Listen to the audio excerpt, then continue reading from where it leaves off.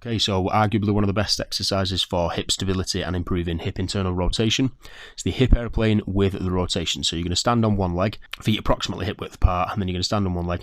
You're going to create slight knee flexion on the supporting leg, hinge at the hip, taking your body over so that it is roughly parallel to the ground or as far as you can go. You're going to kick the other leg, or the steering leg as I like to call it.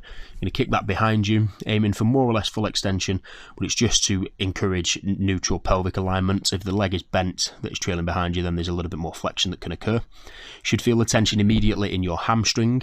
If you're feeling it more in your calf, okay, I would recommend to do this holding on to external support, just to make sure that you are gaining the length and improving the mobility and the activation of the entire posterior chain. A lot of people that are forefoot dominant, particularly people that have postural deformation, when they do this exercise they will drift onto their toes and they'll only feel the calves kind of activating, so you can keep that in mind.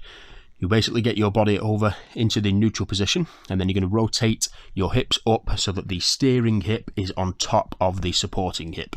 When you do this, you should feel activation and tension in the adductor of the supporting leg, so on the inner thigh. You're going to hold it for a couple of seconds, aiming to get as high as you can whilst maintaining stability, and then you're going to lower the hip down past the supporting hip. So you're going to aim for rotation in the opposite plane and the opposite position. And again, when you do this one, you should feel tension and a change in length of the glute med and the outer hip on the supporting leg.